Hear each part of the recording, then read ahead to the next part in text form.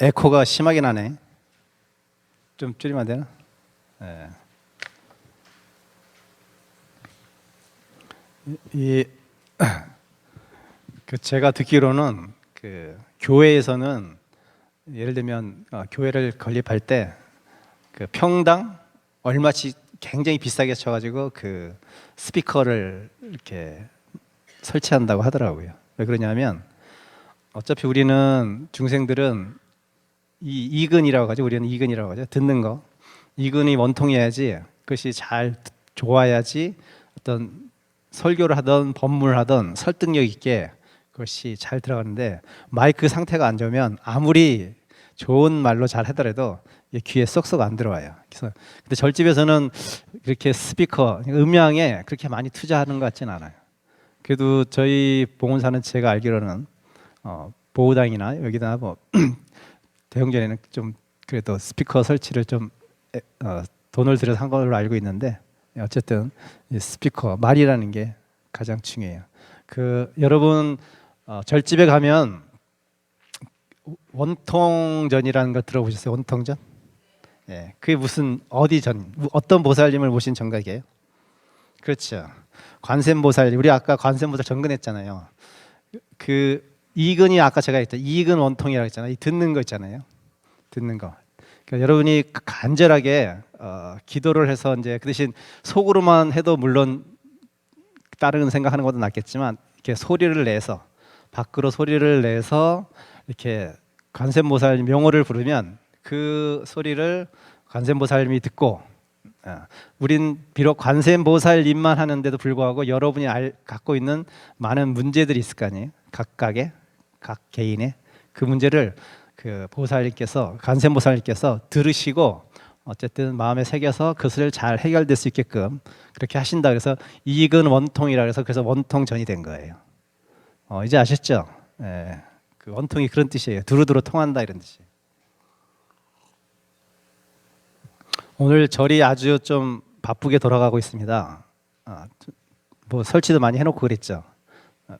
무슨 일이 있냐면 한중일 불교 대회가 있어요. 네, 그래서 스님들만 300분이 오셔요. 네, 한중일 해가지고 그러니까 우리나라 빼고 300분이죠. 300분 오셔가지고 그러면 300분 오시나요? 제가 자도 쫓아올 거 아니에요. 네, 그 행사를 봉헌사에서 하게 돼가지고 물론 숙식은 저기 코엑스 인터컨티넨탈에서 하는 걸로 알고 있고요. 뭐 우리도 내일은 아마 만찬 여기서 점심을 같이 한 끼 정도 하는 걸로 알고 있는데 그런 행사 때문에 굉장히 절이 좀 바쁘게 돌아가고 있습니다. 10월 달에는 굉장히 저도 바빴고 여러분들도 행사에 물론 나오시는 분만 나오시더라고. 안 나오신 분은 뭐 안 나와. 그래서 주인님께서 좀 사람 좀 많이 동원했으면 좋겠는데라고 말씀하시는데 이제 모르겠어요. 좀 약간 비관적인 생각일지 모르겠지만 여러분들이 무언가 동참하고 참여하는 것을 굉장히 번거로워해. 옛날보다는 비교해서. 그래서 3,000배를 얼마 전에 하지 않았습니까? 토요일 날? 제가 사실은 법당 안에서 들어가서 실무자들은 하자고 한 것을 제가 일부러 밖에서 하자고 그래서 좀 번거롭죠. 밖에서 설치를 하면 마이크도 설치해야 되고 뭐 하여튼 번거로운 일이 많이 있죠. 뭐 직원들 입장에서는 아마 그냥 법당에서 하면 편할 거야. 그렇죠? 그렇지만 제가 이제 우겨가지고 왜 그랬냐면 그날 또 무슨 고은사인가 거기 뭐 저희가 18대 갔나요? 그래서 막 인원이 이제 나눠지니까 아마 절할 분들이 별로 없을 겁니다, 스님. 그러니 그냥 법당에 사시지요 라고 얘기했지만 저는 이렇게 생각했어요. 거기 가시는 분과 3,000배 하시는 분은 좀 다를 것이다. 우열을 따지자는 것이 아니라 꼭 절을 하고 싶은 분은 굳이 거기 안 가고 절을 할 것이다. 그래서 인원은 작년만 못하겠지만 그래도 아마 좀 있을 것이다 라고 저는 예측을 해서 마당에다 수치를 깔고 그렇게 절을 합시다. 그래가지고 이제 그렇게 했는데 제 예상이 좀 빗나갔죠. 많이 안 오셨더라고. 예. 텅텅 빈 건 아니고 생각만큼 많이 안 왔어요. 물론 각 정각에서 뭐 절하는 분도 계셔가지고 총계를 내보니까 우리 직원들이 다 돌아다니면서 냅니다. 이거 다 눌러봐요. 그래서 한 350명 정도, 350분 정도가 이제 3,000배에 동참을 하셨습니다. 여기 혹시 3,000배 동참하신 분 손 좀 들어보세요. 쑥스러워서 안 드는 거죠? 그만큼 3,000배 누구를 위해서 하는 거예요? 저를 위해서? 우리 사찰을 위해서? 주지스님을 위해서? 여러분을 위해서 하는 거야. 여러분을 위해서 하라는데도 안 해. 야, 그러면 어떡하지? 내가 다 해줘야 되나? 불교는 뭐라고요? 자작자수. 자작자수가 뭐예요? 내가 짓고 내가 받는 거예요. 그러면 스님은 왜 앞에서 같이 축원해 주시고 왜 하는 거예요? 여러분 혼자 잘 안 하니까. 안 하니까 스님이 하면 따라 할 거 아니야. 그래 어쨌든 기도를 하던 뭐 절을 하던 연부를 하던 뭐 법문을 듣던. 물론 이제 시대가 변하면 어떤 형식으로든 무슨 법회 형식도 변할 것이고 어떤 많은 변화가 있을 거라고 생각을 하지만 기본적인 것은 변함이 없다고 생각하죠. 내가 스스로 하고자 하는 의욕을 일으키지 않으면 누구도 나를 도와주지 않는다. 누구도 나를 도와주지 못한다. 안 하는 것이 아니라 못한다. 그런 생각을 늘 생각을 해야 돼요. 내가 조금 더 부지런하게, 내가 조금 더 적극적으로, 물론 귀찮고 피곤하고 번거로운 일이 있을 수 있겠지만 내가 조금의 내 시간을 투여해서 누군가를 돕고 또 나의 발전을 위해서 투자를 하고 이런 것이 아우러졌을 때 여러분이 갖고 있는 문제들 또는 여러분을 괴롭히는 많은 것들이 해결까지는 모르겠지만 탈출할 수 있는 어떤 모티브가 어느 순간 번뜩 떠오를 거라고 생각하고 그 옹졸했던 마음이 좀 넓어지고 좀 괴롭고 번거롭던 마음이 좀 편안해지고 이렇게 모든 것이 스무스하게 넘어갈 텐데 내가 하고 싶은 거 다 하고 먹고 싶은 거 다 하고 자고 싶은 거 다 자고 쉬고 싶은 거 다 쉬고 필요할 때 절에 와서 내수행한다고 하고 누구를 위해서 기도한다고 상식적으로 이게 될까? 어떻게 생각하십니까? 여러분 모든 것은 상식적으로 생각하면 돼요. 상식적으로. 그럼 답이 보이는데 내가 나를 위주로 생각하거나 무엇을 내가 욕심을 내버리면 상식적이 되지가 않아요. 보이지도 않고 원망만 하고 서운하기만 하지. 그래서 모든 것은 잘 보이지 않을 때는 다시 상식으로 돌아가서 아주 상식적인 선에서 아주 나도 좀 내려놓고 주위 환경도 좀 내려놓고 아주 제3자가 됐다 그래서 그것을 이렇게 바라보면 무언가 해결의 기마리가 있을 거라 생각해요. 근데 그 해결의 기미는 그냥 오는 것이 아니라 내가 여태까지 쌓아왔던 많은 생각들, 내가 여태까지 쌓아왔던 많은 공덕들 또는 내가 여태까지 했었던 마음씀에 의해서 그것들이 그래서 개인차가 있는 거예요. 그래서 그것들이 누구는 잘 풀리는데 누구는 잘 안 풀릴 수가 있는 거예요. 스님이 출가하고 26년이 흘렀죠. 자, 그러면 그때 같이 계를 받았던 스님들이 다 어떻게 살고 있어요? 지금 각자 너무나 승려의 생활을 하는데 너무나 또 다른 모습을 여러분들은 다양하진 않지만 그래도 그 안에서도 또 다양한 모습으로 살아가고 있어요. 많은 분들이 도반들이 속퇴를 했고 또 남아 계신 분도 계시고 또 남았다 그래서 뭐 이렇게 떠돌이처럼 돌아다니는 스님도 있고 또 물론 선방에서 막 이렇게 공부하는 스님도 있고 저처럼 또 사판에 나서 일하는 스님도 있고 이렇게 각자의 업에 따라서 다양하게 흘러가는데 결국 스님이 요즘은 길어지는 거 싫어하니까 시간을 딱 지켜야 돼. 40분 할까요? 50분 할까요? 1시간 할까요? 여러분들 정해주세요. 제가 거기 딱 맞출게. 빨리 몇 분 하는 게 좋겠어요? 그럼 제가 40분에 축원이 딱 끝났으니까 30분에 딱 끝낼게요. 진도를 빨리 나가야 되는데. 제가 딴 말 하나 요지를 잊어버렸네. 자, 잔소리는 이제 그만하고 어쨌든 여러분들이 귀한 시간을 내서 이 시간에 왔는데, 물론 평소에 스님 한 달에 한 번 하는 거니까 뭐 스님이 알고 있고 여러분들이 좀 놓치기 쉬운 어떤 그런 것을, 생활 법문을, 물론 저도 그렇게 하려고 하지만, 그렇게 하는 것도 물론 필요하다고 생각하지만,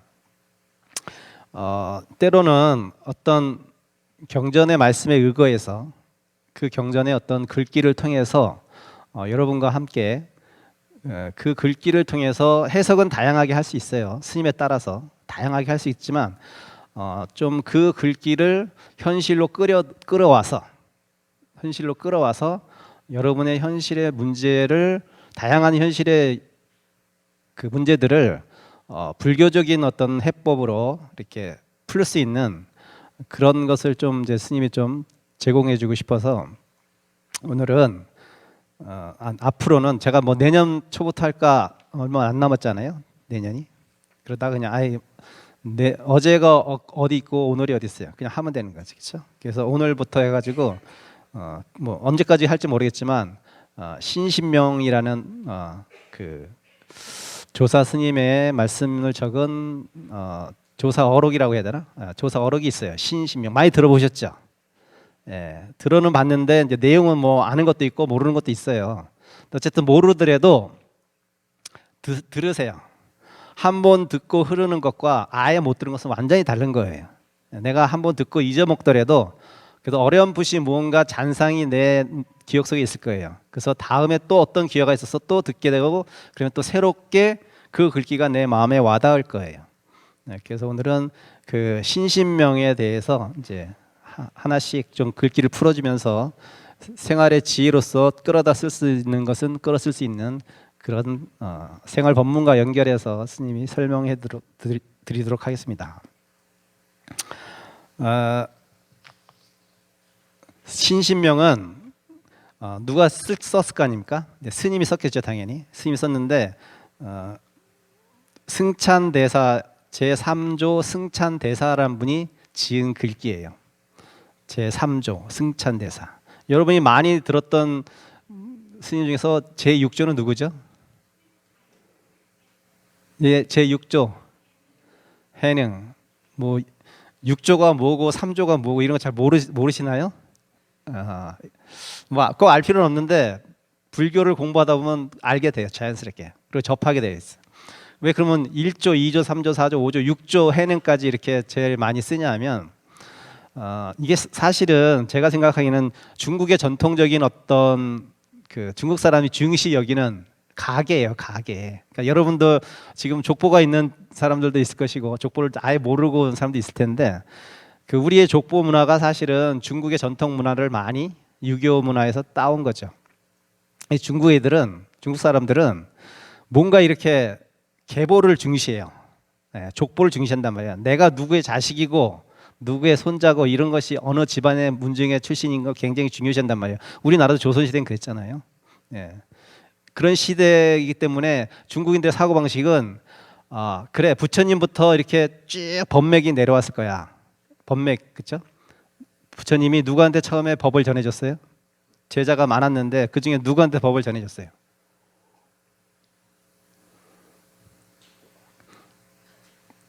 여기 보살. 부처님이 누구한테 내 법을 딱 전해줬어? 여마미소 많이 들어보시죠? 여마미소. 부처님이 딱 꽃을 들었더니 저쪽에서 가섭 혼자만 웃었잖아요. 그의 여마미소가 이신점심이라, 말하기 전에 마음과 마음으로 알아보던 그 사람의 뜻을 아는 거죠. 그 가섭존자가 제2조가 돼요. 이거 사실은 뭐 인도에서 만든 건 아닌 것 같고 제가 보기엔 중국에서 만든 것 같은데, 2조 이제 가섭이 2조가 되는 거죠. 1조는 초조는 당연히 부처님이겠죠. 법맥이 이렇게 내려올 때 인도에서 봤을 때 이렇게 내려오고, 가섭 다음에 또 누가 그 법을 받았어요? 제 3조는 누구야? 인도에서 해서 제 3조. 몰라요? 부처님을 옆에서 45년 동안 시봉했던 사람이 누구야? 안한존자. 안한존자가 법을 받았단 말이에요. 그러니까 부처님에서 가섭존자, 안한존자 이렇게 내려와요. 그러니까 법이 저기 원래는 사실은 스승에서 제자로 내려와야 되는데 스승에서 제자와 사형사자가 이렇게 간 거죠. 밑으로 안 내려가고. 가섭존자의 사제가 돼요. 사제. 우리로 따지면 사제죠. 가섭존자가 먼저 출가했으니까. 사제인 아난존자한테 가고 그것이 쭉 인도에서 내려와서 28대까지 내려와. 쭉 법이 내려와서 28대가 누구예요? 달마대사. 달마대사가 28대 손이에요. 부처님부터 법이 28대까지 내려온 거야. 그럼 달마대사가 이제는 중국으로 넘어오셨잖아요. 그렇죠? 중국으로 넘어와서 법을 전했는데 그러니까 중국에 넘어와서 법을 전한 첫 번째 제자가 누구야? 너무 모른다. 알면서 모르는 척 하는 거예요? 스님 그러면 이거 신심명 못 해줘요. 해가 대사. 해가. 이조가 그러니까 중국에서 봤을 때는 초조가 달마대사겠죠, 당연히. 인도에서는 부처님이지만 이렇게 중국으로 넘어와서는 마음법을 전한 신법을 전한 스님이 초조가 달마대사가 되는 것이고 그 달마대사의 법을 받은 게 제2조라 그래서 해가 스님이 되는 거예요. 해가 스님이 법을 어떻게 받았어요? 여러분 여긴 없나? 가끔 한번 절에 그 벽면에 가면 이렇게 그 어떤 스님이 그 눈밭에서 무릎 꿇고 있고 이렇게 좀 피가 쭉쭉 깔려 있고 팔이 뚝 떨어져 있는 장면이 있을 거예요. 그게 해가 스님이라. 그러니까 달마대사가 소린사 면벽을 9년 동안 하고 있을 때 만난 스님이 제자죠. 와서 이제 법을 물으니까 안 가르쳐 준 거야. 그러니까 자기의 의지를 보기 위해서 어떻게 했어요? 내가 이 몸을 잊을 정도의 내가 법을 갈구합니다. 그래서 의지를 보여준 거야. 탈을 쫙 잘랐어요. 근데 이 정도로 내가 당신의 불법을 알고 싶다고 한 거예요. 그 의지를 보이니까 그제서야 이제 제자로 맞이했다고 해요. 그래서 해가 스님한테 그 다음에 달마대사의 법이 간 거예요. 그걸 제2조 해가 이렇게 하는 거예요. 그 다음에 제3조가 승찬대사라. 그러니까 해가 스님의 법을 받은 사람이 승찬대사가 되는 거예요. 네. 그러니까 굉장히 우리 조계종 맥으로 봤을 때는 굉장히 훌륭한 스님이고 굉장히 불교 역사적으로도 중요한 스님인데 이 승찬대사가 좀 그 생몰 연대가 그러니까 죽은 연도는 아는데 태어난 연도를 잘 몰라요. 그럼 왜 모르냐면 이분은 한마디로 내가 처음부터 머리를 깎고 공부하다가 깨우친 것이 아니라 제가자로서 법을 받았어. 그러니까 머리도 안 깎고 해가 스님이 법을 내려줬어요. 네. 그 정도로 처음에 법맥을 이렇게 받을 때 좀 특이하게 받았는데 그럼 왜 이 스님이 제가자로서 법을 받았냐면 이 스님은 사실은 굉장한 아주 심각한 병을 앓고 있었어요. 네, 심각한 병. 암은 아니고요. 문둥병. 한센병이라고 하죠. 예, 문둥. 옛날에는 대풍질이라고 했대. 대풍질을 앓으셨어요. 자, 여러분 저 어렸을 때 기억나요. 문둥병 환자들이 이렇게 막 먹을 것이 없어가지고 그 마을에 내려와가지고 이렇게 무리지어서 막 동네 구걸하고 다녔던 그 어렸을 때 어렴풋한 기억이 있어요. 우리는 무서워가지고 엄마가 가지 말라 그래서 꼼짝 못하게 그런 기억이 나는데 옮는다고. 제가 옮는 건 아닌데 사실.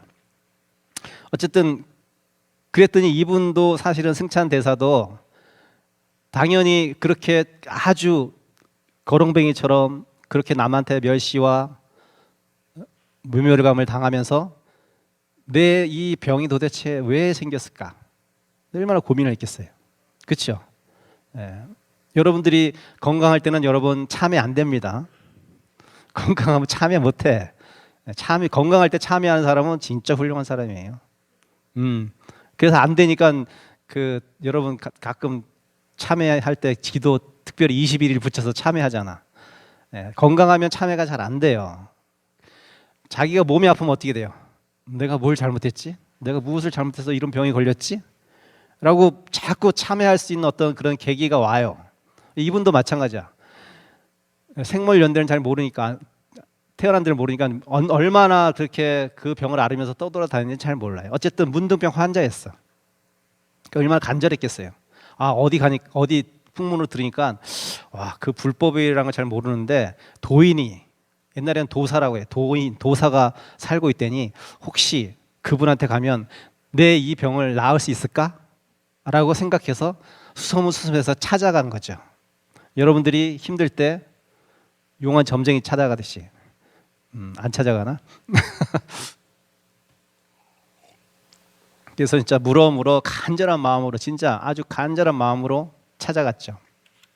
그래서 해가 스님을 만났어요. 그래서 해가 스님을 만나가지고 이제 이렇게 대화가 오고 가요. 자, 스님, 저는 문둥병을 앓고 있습니다. 화상께서는 저의 죄를 참회케 하여 주십시오. 네, 화상은 이제 스님을 얘기해요. 아니, 가가지고 저는 문둥병 환자예요, 스님. 그러니까 제가 분명히 뭔가 잘못해서 과거의 업병으로 인해서 이 병이 걸린 것 같은데 도인인 당신이 내 죄를 참회시켜주면 이 병이 나을 것 같습니다. 라고 이렇게 질문을 한 거죠. 간절한 마음으로.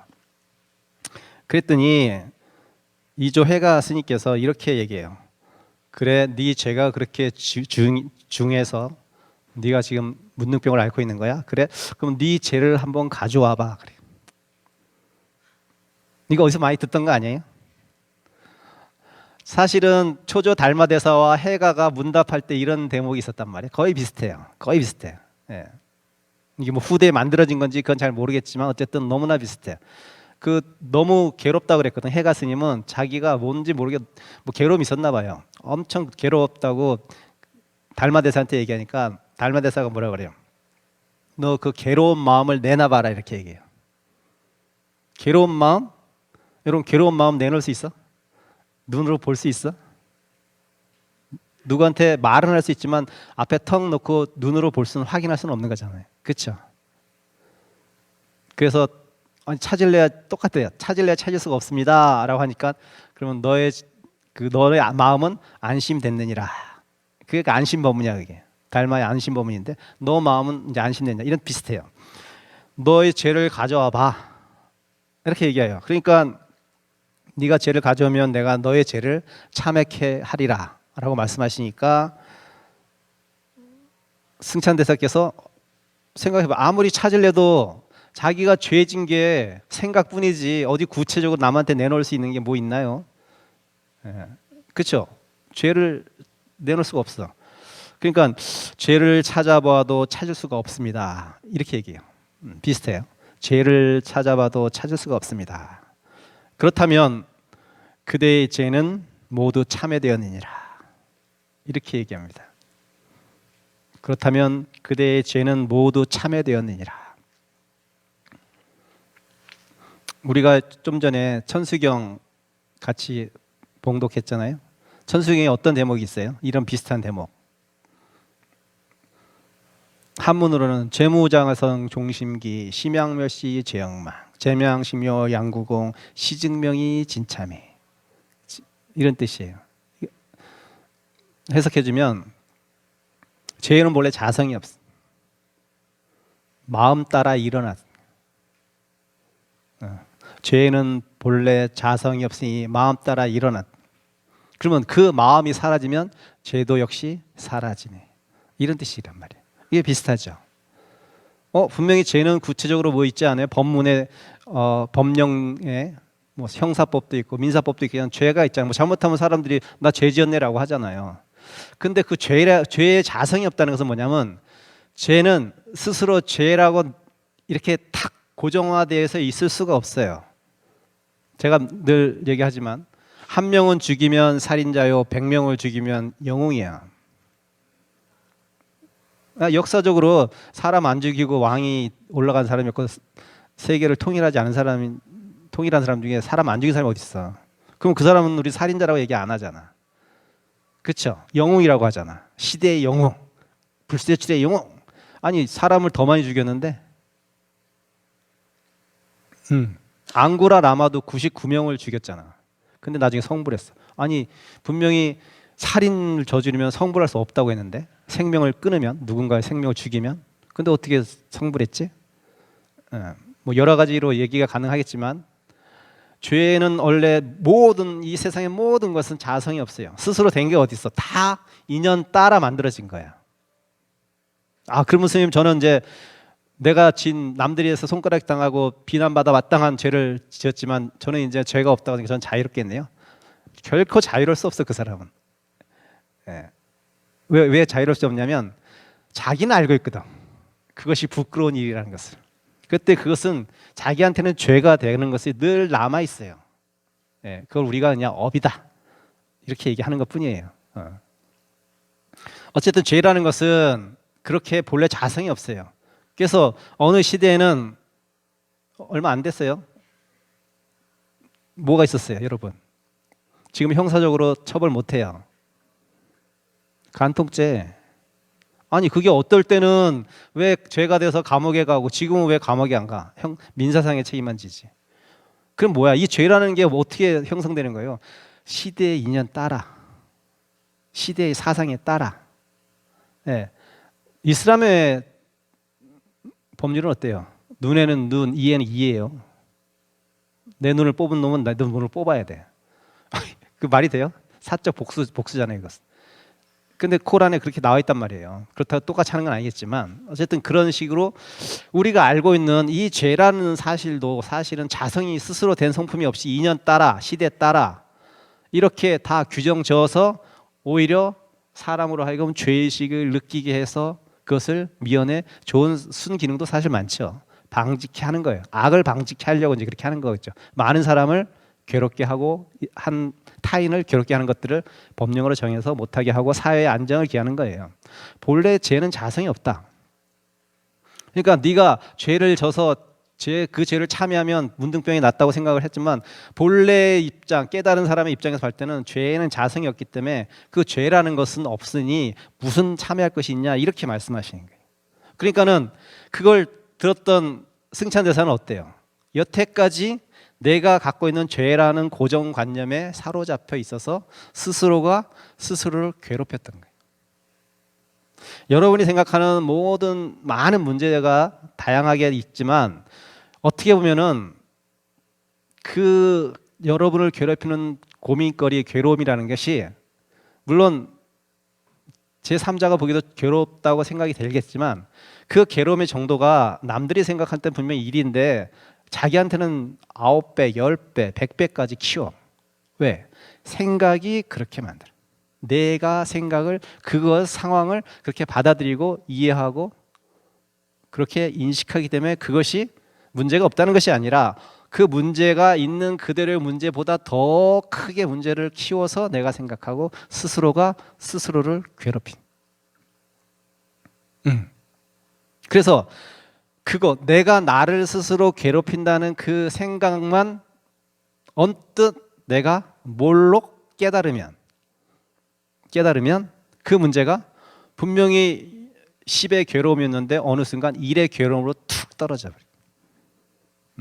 그렇다면 괴롭다고 하는 그 생각 자체도 사실은 인연 따라 일어났으니 한번 내가 괴로움을 한번 그놈의 괴로움이 어디서부터 비롯됐나를 곰곰이 따지고 들어가면 어떻게 된다?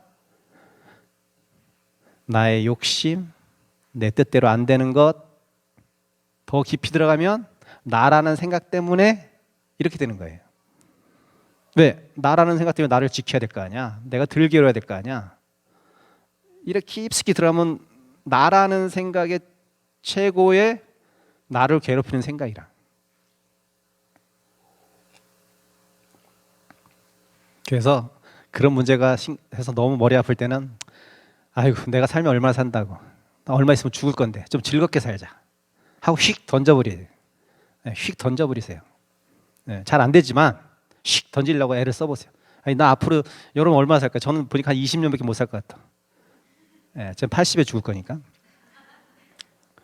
근데 아유 20년 후에 나 죽을 건데 뭐 지금 이 별것도 아닌 거 가지고 그 저 사람이 날 괴롭힌다고 뭐 지끈 싸매고 막 고민하고 저 미워하는 마음 생겨가지고 괴로워하고 뭐 그래요. 20년 후에 딱 내가 죽을 때 생각해봐.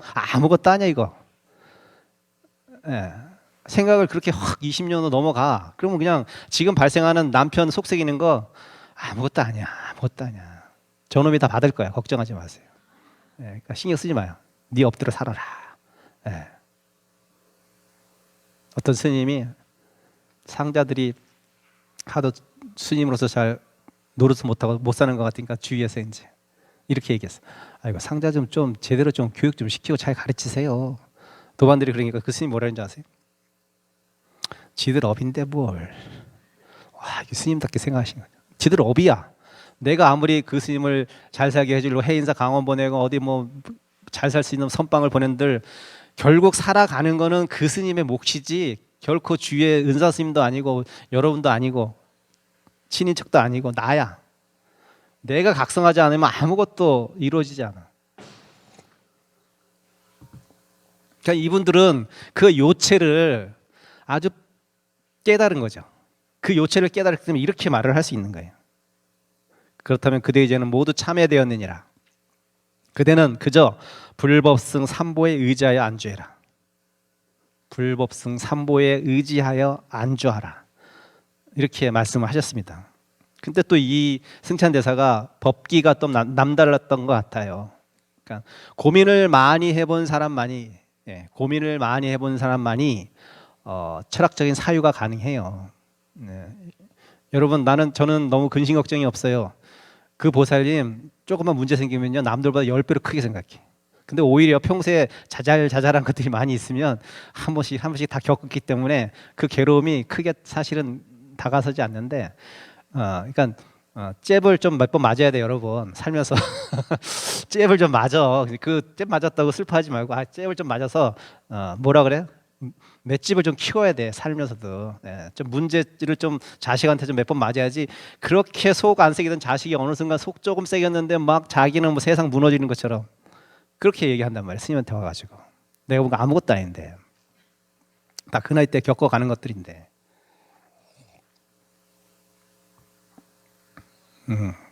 어쨌든 이 스님은 그 문둥병을 알면서 너무나 많은 고민을 했기 때문에 또 고민이 되는 거죠. 사실 그 당시만 해도 불교가 들어온 지 특히 신법이 들어온 지 얼마 안 됐잖아요. 마음이 부처라는 것.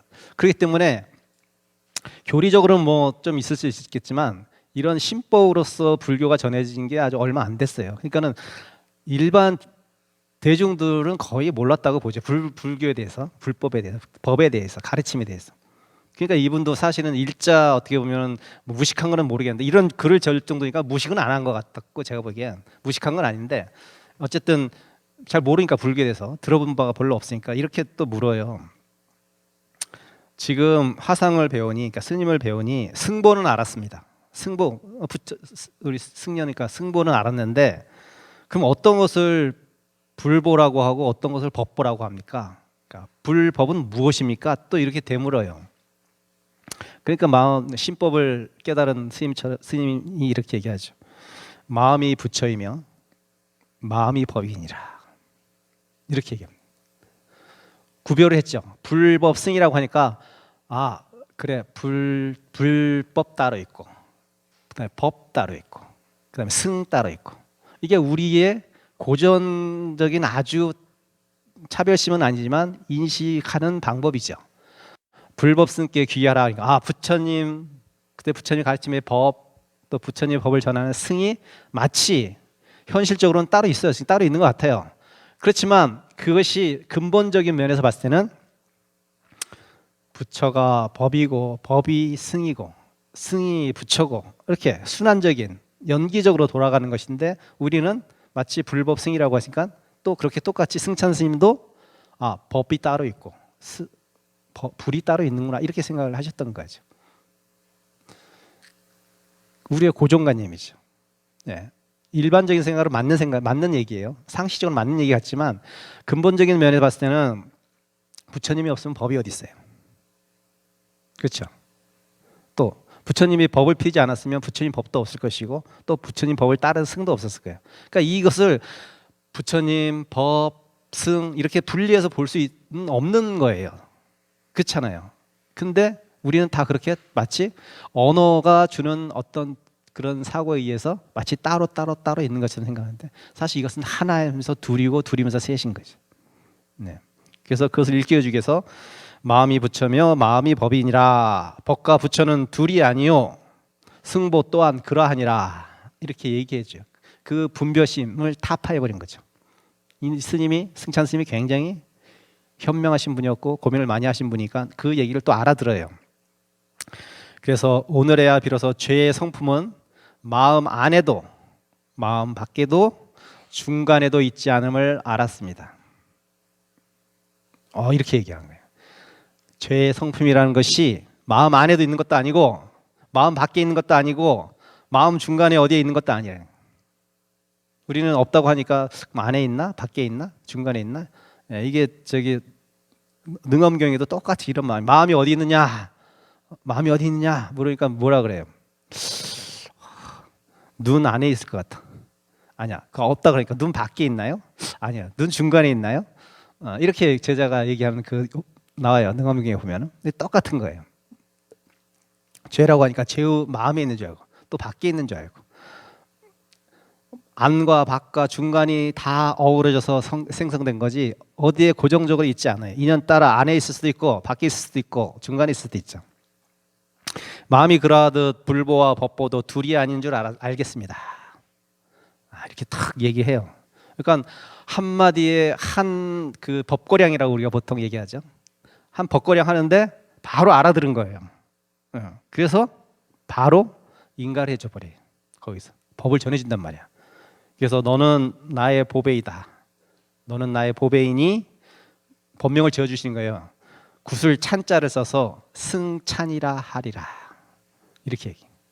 그러니까 승은 중승자잖아요. 승찬, 승려 중에 보배다.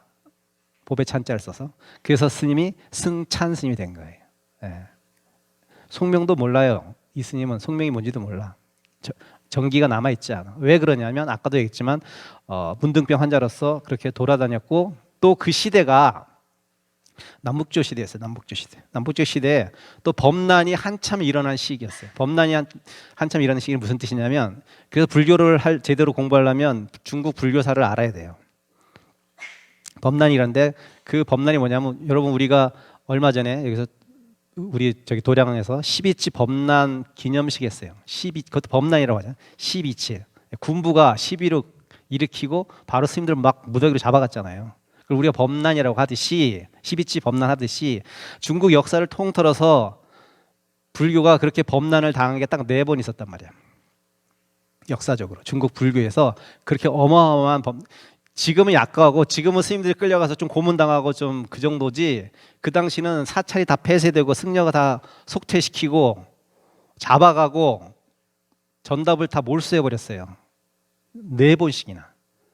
그걸 삼무일종의 난이라고 해요. 삼무일종의 범난 이렇게 얘기해요. 역사적으로. 삼무. 왜 삼무냐면 그 범난을 일으켰던 그때는 신군부였지만 그때 중국에서는 삼무. 무는 그 왕이 다 무자가 들어가. 그래서 3명의 무자가 들어간 왕, 삼무. 한 명은 종이 들어가. 세종인데 세종. 그래서 삼무일종 이렇게 되는 거야. 3명의 황제인데 무자가 3명이고 종자가 1명이라서 삼무일종의 범난 이렇게 해서 중국 역사에 그랬대요. 종교는 제가 보기에는 정치권하고 그렇게 가까워지면 안 돼요.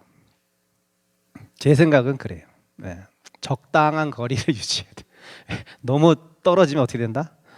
우리가 사실은 나라에서 받을 수 있는 것도 못 받고 혜택도 못 받기 때문에 일정 거리를 유지해. 너무 가깝게 붙으면 어떻게 돼요?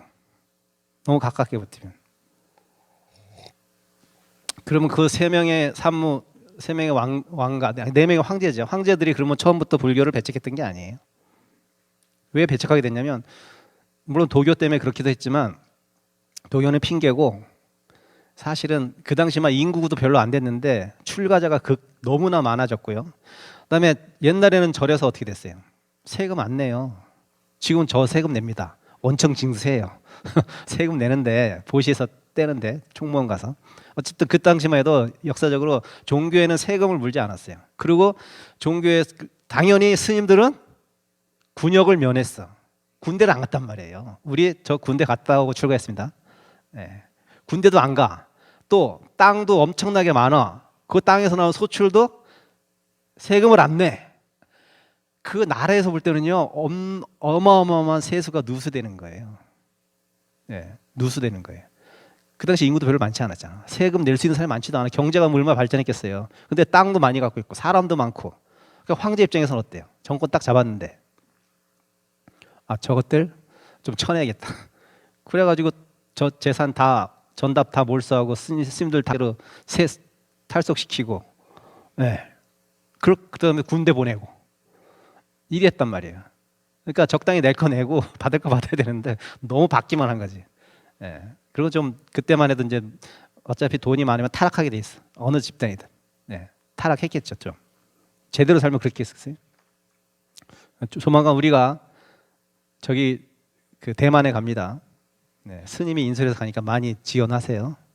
60명에서 자를 거예요. 지금 한 30명 됐다 하던데 12월 15일 날 출발해요. 그 대만에 가면요 거기가 불교 인구가 한 70% 돼요. 70% 되는데 저는 두 번째 가게 되는데 첫 번째 갔을 때 기억에 남는 게 여러 가지 절이 뭐 어마어마하고 크고 이런 것보다는 그 사람들이 스님을 대하는 방식에 대해서 제가 좀 감동을 받은 게 거기가 일반 통행로라 좀 좁았어요. 도로였고 근데 이제 우리가 좀 걸어가야 되는데 스님들이 하는데 앞에 이제 일군의 대만 사람들이 앞에 가고 있었는데 이제 모르고 저희 앞에 가다가 저희가 뒤에 쫓아가니까 뒤로 힐끔 보더니 이제 중국말로 했겠죠. 제가 좀 못 알아들으니까 여기 거기는 스님이라고 하지 않고 법사라고 해. 법사 스님을 법사 바스 지나가신다. 법사님 지나가신다. 비켜라 비키시오. 그러니까 쫙 비켜요. 그리고 스님들이 먼저 가게끔 이렇게 해준단 말이에요. 그래서 여기는 스님들이 대접받는구나라고 생각했지만 그 대접받는 이유가 다 있는 것이 대만에서의 의료 그 다음에 교육을 거의 불교계에서 다 해. 거의 다 해요. 교육과 의료 이거 다 뭐야? 지금 한국에서 기독교는 한 똑같아. 네, 그렇게 하니까 사회 공헌을 하니까 이 사람들은 그리고 스님들의 계율에 대해 철저히 지켜요. 네, 계율에 대해 철저히. 우리 스님들은 영화관 가다가 여러분 저 고발하진 않잖아요. 제가 여기 코엑스 가서 영화 봐도 여러분 그냥 그러려니 하잖아요. 거기서는 스님들이 영화 보면 대문에 사회면에 대문짝만 이렇게 나와. 절대 영화 같은 거 못 보고요. 만약에 스님들이 모르고 뭐 한국 스님들도 모르고 이제 채식 식당이 아니라 뭐 고기도 하는 식당을 들어가잖아요. 그럼 그 주인이 정중하게 안내를 해요. 옆에 채식 식당으로. 이런 시스템이 다 갖춰져 있어요. 그래서 내가 계율을 어기고 싶어도 어기질 못해. 그 눈이 그렇게 많고 다 그렇게 옆에서 돌봐줘요. 호법신장들이 다 돌봐주니까 당연히 그냥 계율을 지키게 되니까 당연히 또 존중받죠. 존중받죠. 물론 그것이 뭐 좋다 나쁘다를 떠나가지고 어떤 사회 분위기가 그런 식으로 돌아가고 또 스님들도 그렇게 행동을 하고 하니까 굉장히 존경받고 또 대사회적인 어떤 이미지가 굉장히 좋아요. 그래서 70%가 불교인이니까 70%가. 예. 예, 어쨌든 제가 딴 얘기하다가 어쨌든 불교 종교 집단은 정치 집단과는 일정 거리를 유지해야 된다. 그럼 결국 나중에 너무 밀착됐던 화를 입는다. 네. 왜? 역사에서 그걸 증명해줬기 때문에. 그래서 갖는 것도 사실은 너무 많이 가질 필요 없어. 지금 사실 우리가 뭐 나라에서 받는 돈이 꽤 많아요. 그래서 그걸 받아서 사실은 불사도 많이 했어요. 여러분 요즘은 여러분 돈 받아서 불사 못 합니다. 여러분 많이 안 내. 옛날 같지 않아. 우리가 제일 불사가 잘 됐던 때가 90년대예요. 경제가 막 발전해서 강남에 땅 부자들 많을 때. 그때 다 세워진 것들 아니에요. 저기 능인선원, 저기 구룡사 다 90년대예요. 그때 이후로 여러분들 이제 우리 경제는 정체. 하강할 것만 남았어요. 유지하면 다행이고. 왜? 시대가 그렇게 됐어요. 우리가 못 살아서 그런 게 아니라 못해서가 아니에요. 원래 경제 사이클이라는 게 있잖아요. 지금은 그런 시기야. 여러분들이 이제 주머니에 여윳돈이 크게 많지 않다고 생각하죠. 그래서 이제 여러분들이 내서 불사하는 것보다 나라 돈 받아서 불사를 많이 했단 말이에요. 절들이 건물 많이 져놨어. 이제 스님도 출가 안 해. 누가 그거 관리할 거야? 그 돈은 어디서 나올 거야? 이제는 큰일이라. 이제는 절에 있는 많은 정각은 모르겠지만 일반 잘 쓰이지 않는 것들은 다 문 닫고 아마 살아야 되지 않을까? 스님 생각은 10년 안에 그렇게 된다고 보죠. 그렇게 된다고 봐요. 여러분이 잘못이 아니라 시대가 그래. 시대가. 예. 그래서 사실은 나라에서 주는 것을 낼름 좋다고 건물 짓고 그러면 제가 보기엔 큰일 나. 이제는 내실을 기할 때야. 소수 정예로 가가지고 진짜 알차게 하지 않으면 이게 둘 다 망하는 길이야. 예, 딴 얘기를 많이 했는데 어쨌든 그렇게 해서 이 스님께서 이제 거기서 바로 구족계를 바로 받아요. 그러니까 머리를 바로 깎아드려. 깎아서 구족계를 주고 그 해가 스님을 2년 동안 시봉을 해. 2년 동안 시봉을 해가지고 그 다음에는 이제 해가 스님께서 이렇게 말씀하시죠. 숨어 있어라. 숨어 있어라. 예, 6조 해능대사도 숨어 있었거든요. 5조한테 홍인한테 법을 받고 숨어 있어 한 10여 년을 숨어 있었고요. 이 스님도 이 법난도 있고 해가지고 숨어서 지내고 법은 또 나중에 펴요. 그 나중에 펴서 그 법을 받은 게 이제 4조 도신 스님이 받아요. 도신 스님이라고 어렸을 때 봤는데 그 스님한테 법을 주고 내가 너한테 법을 전했단 말 절대로 하지 마라. 이렇게 얘기하시고 이제 나중에 이제 입적하시죠. 입적하는 해는 이제 있는데 수나라 시대 때 입적하시는데 그분한테 주고 그 도신 스님 4조 도신에서 그 법이 또 어디로 가냐면 이제 5조 홍인한테 가는 거예요. 5조 홍인 대사가 6조 해능 대사한테 법을 이렇게 되는 거예요. 네, 그래서 그 법이 쭉 내려와서 그게 우리나라까지 내려오게 되는 거예요. 네, 그래서 우리는 그렇게 6조 대사를 그 법맥을 닮아서부터 이렇게 쭉 쳐서 우리가 조계종이 그 법을 받았다 이렇게 이제 조계종은 주장을 하죠. 네. 그래서 이 승찬 스님께서 유일하게 남기신 어떤 어록이라고 해야 되나? 그것이 바로 이 신신명인데 이 신신명을 보면은 굉장히 어떻게 보면은 불교적인 모든 선에서 말하는 마음법에서 말하는 모든 법이 이 안에 다 들어가 있어요. 그래서 여러분이 만약에 이거를 한 100번을 써봐요. 많지가 않기 때문에 100번 써서 가능해요. 100번을 써서 한문도 익숙해지고 이 뜻을 어느 정도 알면 여러분은 어디 가서도 불교에 대해서 얘기할 수 있어요. 어디 가서도 남한테 불교는 이런 것이다, 불교의 정수는 이런 것이다라고 설명 가능해요. 그래서 이제 스님이 이제 이걸 앞으로 해주면 여러분이 내 거 시켜서 내 거 만들어 가지고 한 100번씩 써봐요. 써봐서 그럼 이제 듣고 써보고 하면 좀 다르게 느껴질 것이고 그러면 그 불교의 요체를 좀 알게 돼가지고 여러분 깨달음이라고 하는 것 나중에 얘기하겠지만 이 도라고 하는 것은 첫 번째 보세요. 봐요. 한번 보세요. 지도문안 이렇게 써 있잖아요. 지도문안. 지극한 도는 어려울 게 하나도 없대. 아니 우리 도 하면은 깨달음 하면 뭐 굉장한 거잖아요. 다 그렇게 생각하시죠? 근데 첫 번째 전제가 지도문안이에요. 지극한 도는 어렵지 않으니. 우리가 생각하고 너무 다르잖아. 그럼 도대체 왜 어렵지가 않다는 걸까? 네. 이 한문을 봐봐요, 여러분. 도자가 무슨 도자예요? 길도자잖아. 길도자야. 길은 어떻게 됩니까, 여러분? 남이 만들어 놓은 길도 가지만 내가 길도 만들 수가 있어요. 그리고 길은 눈에 보여요. 쫓아가면 되는 거야.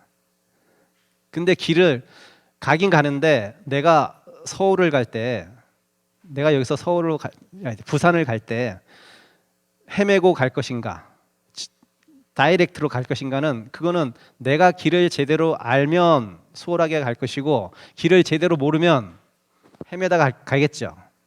그렇죠? 결국은 뭐예요? 도라는 것은 아는 거예요. 몰랐던 것을 아는 게 도예요. 그거를 그냥 여러분 안다라고 표현하지만 그게 도야. 내가 그걸 실천만 할 수 있다면, 철저히 체득만 해서 실천만 할 수 있다면 도가 되는 거고, 그걸 실천하지 않는 사람은 그냥 아는 데서 그치는 거예요. 아는 데서 그치는 거예요. 여러분 어떻게 보면 여기서 저보다 책 많이 읽고 세속적인 학력도 높은 사람도 있을 것이고 또 불교 공부도 스님보다 더 많이 한 사람도 있을 거예요. 근데 알 수는 있어요, 여러분이. 그렇지만 그것을 실천하지 않으면 결코 그것은 도가 아니에요. 알면서 끝나는 거지. 근데 여러분 알면 도의 암과 도는 어떻게 보면 니꼬리 아까 얘기했지만 두 개의 몸이 아니고 하나의 몸이라는 거죠. 그럼 안다는 것은 무엇을 안다는 거예요? 어린아이가 걷는 것을 안다. 이건 다른 거예요. 그건 성장하면서 할 수 있는 것들이잖아요. 예. 그런 것을 알미를 하지 않고 안다는 것은 내가 기존에 생각했던 거와 완전히 획기적인 발상의 전환이 와야 돼. 그게 정확히 아는 것이고 그것이 알면서 도가 될 수 있는 거예요. 부처님은 고행을 해서 깨달았어요? 선정을 해서 깨달았어요? 아닙니다.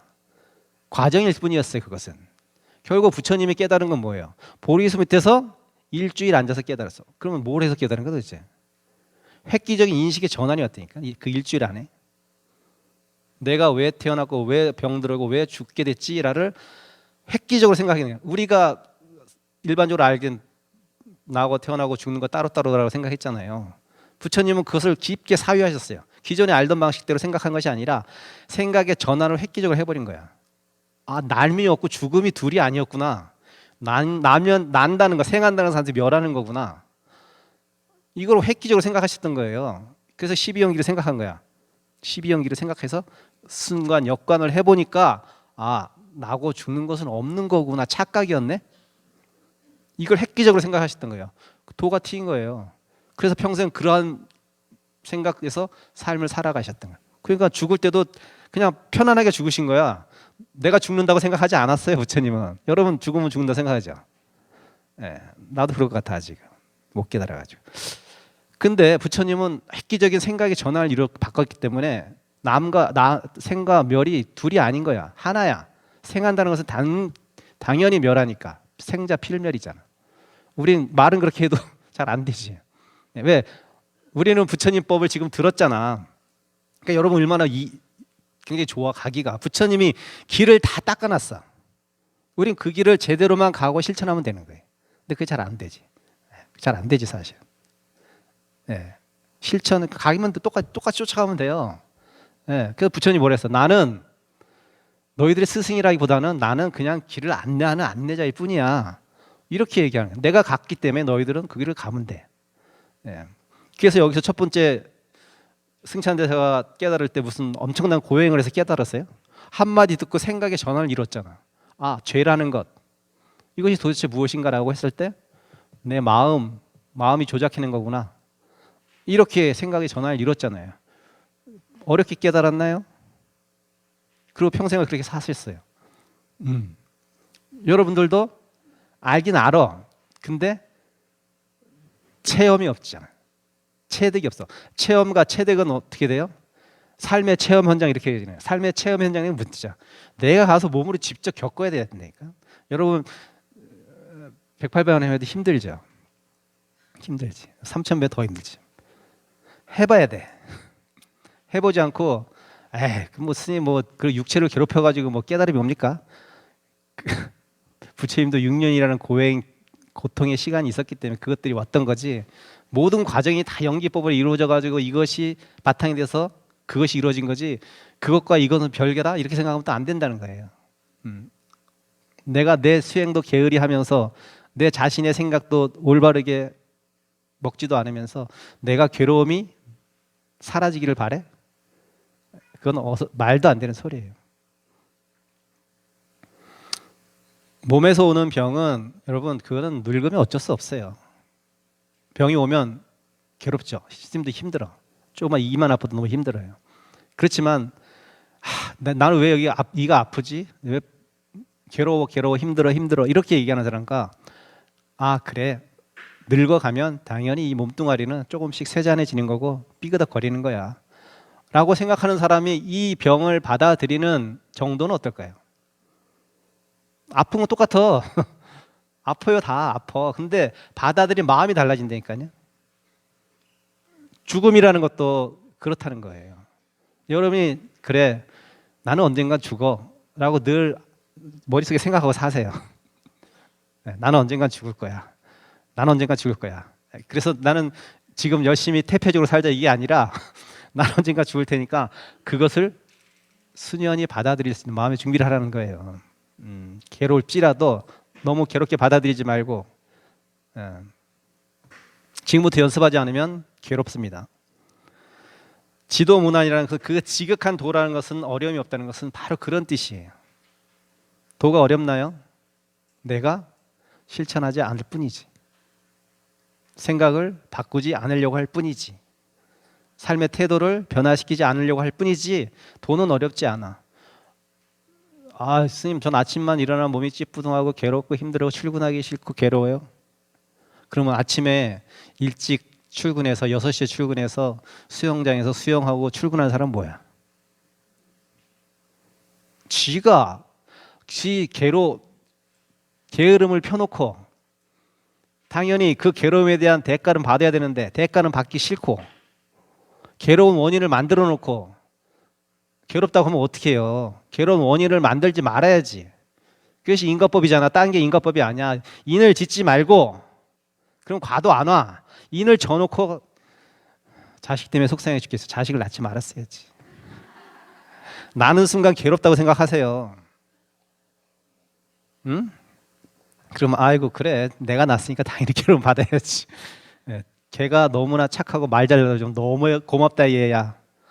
속썩이면 아유 그래 그렇구나 이렇게 생각하셔야 되는 거예요. 알았죠? 예, 그만 끝내야겠다. 나중에는 40분 됐으니 40분 오버됐네. 이렇게 해서 쭉 이렇게 설명해 드릴 테니까 들어서 실천을 못할지라도 듣는 것도 중요하니까 빠지지 마시고 꼭 들으세요. 알았죠? 예, 마치겠습니다.